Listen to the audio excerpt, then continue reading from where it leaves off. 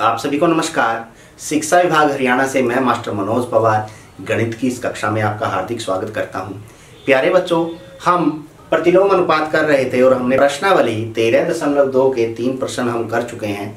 अब बाकी के प्रश्न इस वीडियो के माध्यम से करेंगे। देखिए प्रश्न नंबर 4 कि यदि किसी डिब्बे की मिठाई को 24 बच्चों में बांटा जाए तो प्रत्येक बच्चे को 5 मिठाइयां मिलती हैं।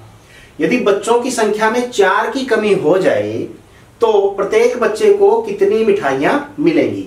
अब देखो मिठाइयां जितनी भी हैं, यदि वो 24 बच्चों की संख्या यदि 24 है तो प्रत्येक बच्चों में कितनी मिठाई मिलती है, वो 5 मिठाई मिलती है।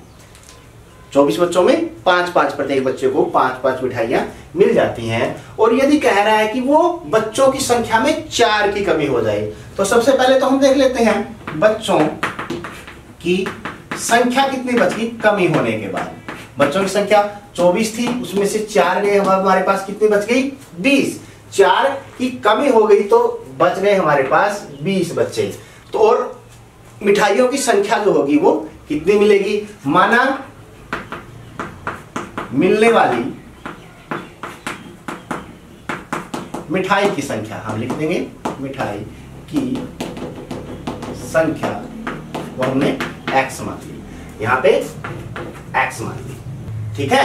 अब देखें जैसे जैसे बच्चों की संख्या घटेगी, जितने बच्चे वहां बच गए मिठाई ज्यादा उनको मिलेगी, क्योंकि मिठाई तो वही है, मिठाई तो कम होगी नहीं। 24 बच्चों को यदि 5-5 मिल रही है, 20 बच्चों को थोड़ी और ज्यादा मिलेगी।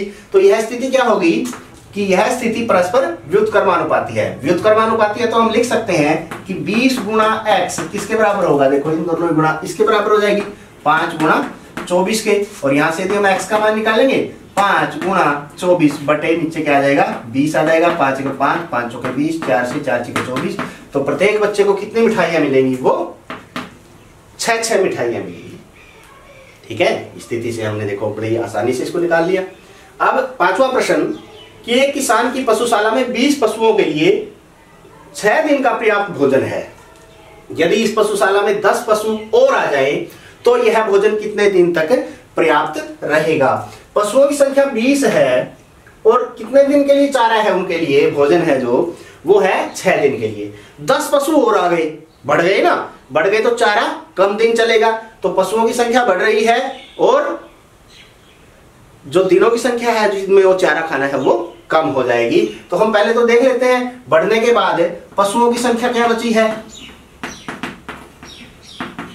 पशुओं की संख्या कितनी हुई है, पहले हमारे पास 20 थे, 10 और आ गए, कितनी हो गई 3।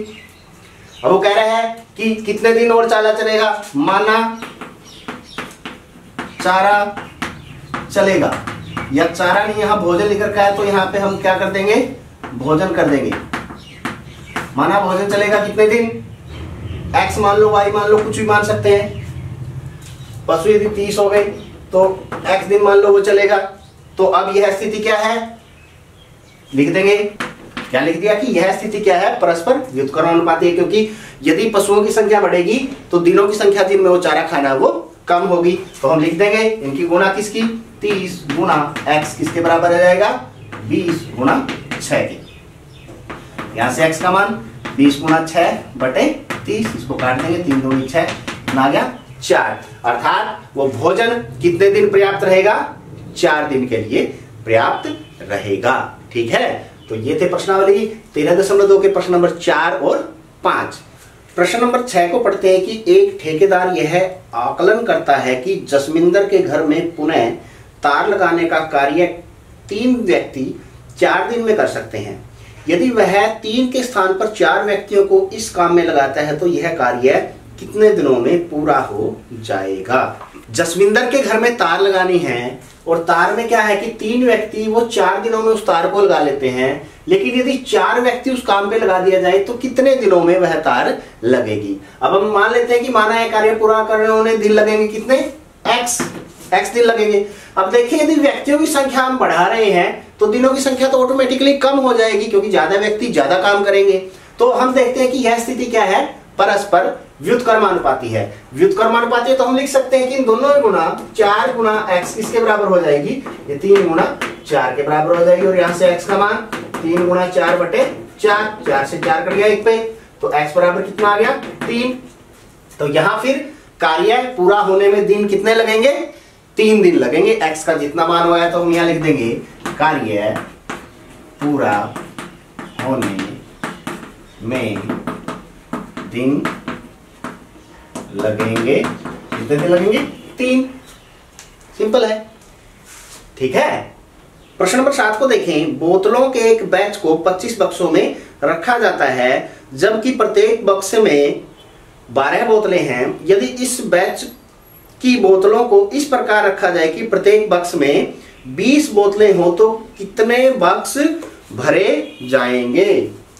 तो यहां पे दे रखा है कि 25 जो बॉक्स है हमारे 25 बॉक्सों भर रहे हैं। जब एक बॉक्स के अंदर कितनी बोतलें हैं 12 बोतलें हैं। बॉक्सों की संख्या 25 है तो एक बॉक्स में बोतलों की संख्या कितनी होगी 12 है। लेकिन यदि एक बॉक्स में 20 बोतलें भरे तो हमने मान लिया माना बक्से भरे जाएंगे कितने y भरे जाएंगे। अब देखो एक बॉक्स में यदि बोतलों की संख्या बढ़ा दी हमने तो बोतलें तो उतनी है, ज्यादा तो है नहीं, तो बक्सों की संख्या क्या हो जाएगी कम हो जाएगी। अर्थात बोतलों की संख्या बढ़ने पर बक्सों की संख्या कम हो रही है। तो यह स्थिति परस्पर व्युत्क्रमानुपाती है। और व्युत्क्रमानुपाती आपको पता है हमें लेने कैसे हैं, इन दोनों ही पूरा के बराबर अर्थात 20 गुना y किसके बराबर हो जाएगा 25 गुना 12 के। यहां से y का मान कितना हो गया 25 गुना 12 बटे 20। यहाँ पे काट देते हैं 4 किए 12, 4 पंजे 20, 5 एकम 5, 15 पंजे 25, 5 दिए 15। तो यहाँ y का मान 15 है तो हम लिख देंगे कि इसमें 15 बक्से भरे जाएंगे। ठीक है, ये थे प्रश्नावली 13.2 का प्रश्न नंबर 6 और 7। प्रश्न नंबर 8 की स्टेटमेंट पढ़ते हैं कि एक फैक्ट्री को कुछ वस्तुएं 63 दिन में बनाने के लिए 42 मशीनों की आवश्यकता होती है। उतनी ही वस्तुएं 54 दिन में बनाने के लिए कितनी मशीनों की आवश्यकता होगी। अब देखिए वस्तुओं को बनाने के लिए यदि 42 मशीनें हम यूज में ले रहे हैं तो कितने दिनों की आवश्यकता है हमें 63 दिनों में 42 मशीनें उतनी वस्तुएं बना देती है। तो 54 दिनों में उनको बनाने के लिए कितनी मशीनों की आवश्यकता होगी। ठीक है, अब देखें कि माना मशीनों की आवश्यकता होगी, हमने x मान लेते हैं, चलो हमने x ले लिया भाई x होगी। अब जैसे जैसे दिनों की संख्या कम होगी मशीनें हमें बढ़ानी पड़ेगी तभी तो दिन कम हो गए। तो हम देखेंगे कि यह स्थिति क्या है परस्पर व्युत्क्रमानुपाती है।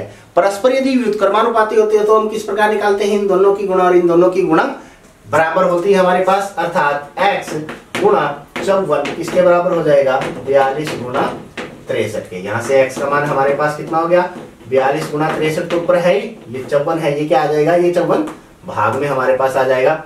देखिए अब कितने बटेगा 9 पे कटेगा, 9 सते 63, 9 छिके 54, 6 एकम 6, 6 सते 42 और 7 सते कितने आ गए हमारे पास 49। अर्थात उतनी ही वस्तुओं को 54 दिनों में बनाने के लिए हमें कितनी मशीनों की आवश्यकता होगी 49 मशीनों की आवश्यकता होगी। हम लिख देंगे कि 49 मशीनों की आवश्यकता होगी। प्रश्न नंबर 9 को देख लेते हैं कि एक कार एक स्थान तक पहुंचने में 60 किलोमीटर प्रति घंटा की चाल से चलकर 2 घंटे का समय लेती है। 80 किलोमीटर प्रति घंटा की चाल से उस कार को कितना समय लगेगा। एक कार है जो 60 किलोमीटर प्रति घंटा की चाल से भी चलती है तो दूरी तय करने में कितने घंटे लगते हैं 2। यदि उसकी चाल बढ़ा दी जाए 60 की जगह 80 किलोमीटर प्रति घंटा कर दी जाए तो क्या होगा समय है वो कम लगेगा। जितनी ज्यादा स्पीड से हम जाएंगे उतना समय कम लगेगा। तो कम लगेगा तो हमने मान लिया माना कार को समय लगेगा y घंटे, y हमने ले लिया क्योंकि घंटों में तो हमने यहाँ ले रखा है। y घंटे यदि लगेगा तो इस स्थिति में देखिए जैसे जैसे चाल बढ़ रही है वैसे वैसे समय क्या हो रहा है घट रहा है। यदि समय घट रहा है तो यह स्थिति क्या है हम यहाँ लिख देंगे यह स्थिति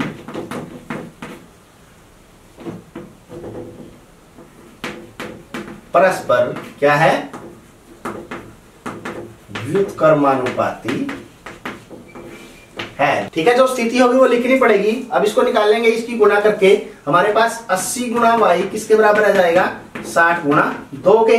और यहां से y का मान कितना हो जाएगा 60 गुणा 2 बटे 80, 2 एकम 2, 2 चौके 8 और 2 दूनी 4, 2 तिये 6, ये आ गया 3 बटे 2। 3 बटे 2 को यदि हम सही में लिखेंगे तो 1 सही 1/2, अर्थात जो समय है वो कितने घंटे लगेगा, 1 सही 1/2 घंटे लगेगा 80 किलोमीटर प्रति घंटा की चाल से चलने पर। तो ये थे प्रश्नावली 13.2 के प्रश्न नंबर 8 और 9।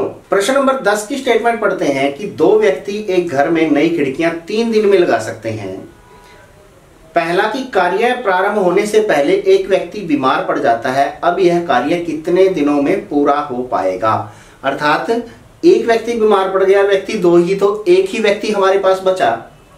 दूसरे में एक ही दिन में खिड़की लगवाने के लिए कितनी व्यक्तियों की आवश्यकता होगी। अब देखिए इस प्रश्न में हमें दे रखा है कि व्यक्तियों की संख्या और दिनों की संख्या, कि व्यक्ति यदि 2 है तो 3 दिन लगेंगे। अब पहले भाग में वो कह रहा है कि यदि एक व्यक्ति बीमार पड़ गया तो व्यक्ति कितने बचे हमारे पास, एक ही व्यक्ति बचा ना, एक व्यक्ति उस काम को कितने दिनों में करेगा। और दूसरे भाग में दे रखा है कि यदि एक दिन में ही काम करवाना हो हमें वो, तो कितने व्यक्ति हमें काम करने के लिए चाहिए। तो हम मान लेंगे कि माना कार्य पूरे होने में दिन लगेंगे, पहले उसमें जब एक है वो लगेंगे x, ये हमने x मान लिया। और दूसरे भाग में माना व्यक्तियों की संख्या जब एक दिन में काम पूरा करवाना है वो हो गई y। अब हमें x और y का मान निकालना है। अब ध्यान से देखें, जैसे जैसे व्यक्तियों की संख्या घट रही है तो दिनों की संख्या क्या होगी, बढ़ेगी, क्योंकि कम व्यक्ति होंगे तो ज्यादा दिन लगेंगे काम करने में। तो हम लिखेंगे कि यह जो स्थिति है वो क्या है, परस्पर व्युत्क्रमानुपाती है। परस्पर व्युत्क्रमानुपाती है। परस्पर व्युत्क्रमानुपाती है तो हमें निकालना आता है इन दोनों गुना के बराबर आएगी। 1 गुना x किसके बराबर आ गया, 2 गुना 3, तो x बराबर यहाँ पे 2 3 6। तो कितने दिन हमें लगेंगे, जब एक व्यक्ति काम पे होगा तो उसे कुल 6 दिन उस काम को पूरा करने में लगेंगे। दूसरी स्थिति में देखिए, जब एक ही दिन में काम करवाना हो, एक ही दिन में काम करवाना हो तो कितने व्यक्तियों की आवश्यकता होगी, y की होगी। तो ये भी जो स्थिति है वो परस्पर व्युत्क्रमानुपाती है, तो इसको भी हम इसी प्रकार से लेंगे कि y की और 1 की गुणा, y गुना 1 किसके बराबर हो जाएगा, 2 गुना 3 के, अर्थात y एकम y 2 3 6। तो एक दिन में काम करवाने के लिए कितने व्यक्तियों की आवश्यकता होगी, हमें 6 व्यक्तियों की आवश्यकता होगी। देखिए दोनों कितनी आसानी से हो गई है कि हमें यदि एक व्यक्ति काम करेगा तो 6 दिनों में करेगा, और एक दिन में काम करवाना हो तो कितने व्यक्ति लगाने पड़ेंगे, 6 व्यक्ति लगाने पड़ेंगे। ठीक है। प्रश्न नंबर 11 है, इस प्रश्नावली का आखिरी प्रश्न है। इसकी स्टेटमेंट पढ़ते हैं कि किसी स्कूल में 45 मिनट अवधि के 8 कालांश होते हैं। यह कल्पना करते हुए कि स्कूल का कार्य समय उतना ही रहता है, यदि स्कूल में बराबर अवधि के 9 कालांश हो तो प्रत्येक कालांश कितने समय का होगा। देखो बच्चों, आप स्कूल जाते हैं हर रोज और आपके पीरियड्स लगते हैं, उनको हम कालांश बोलते हैं, या जो घंटी हम बोलते हैं भाई हाँ ये पहली घंटी दूसरी घंटी, या पीरियड के रूप में हम उनको लेते हैं, वो कालांश है। प्रतिदिन आपके 8 कालांश लगते हैं, लगभग वो इतने ही होते हैं, 45 मिनट के ही होते हैं हमारे पास। और यदि हमें 9 कालांश बनाने हो, 9 पीरियड बनाने हो, तो एक पीरियड कितने समय का होगा कि स्कूल का समय वही रहे, यही इसके अंदर निकालना है। तो यहाँ पे हमने कालांश लिए हैं और कालांशों का समय मिनटों में ले रखा है कि यदि 8 कालांश है तो 45 मिनट का एक कालांश होगा। यदि 9 कालांश हम बढ़ाएंगे तो कितने मिनट का हमें एक पीरियड या कालांश लेना पड़ेगा।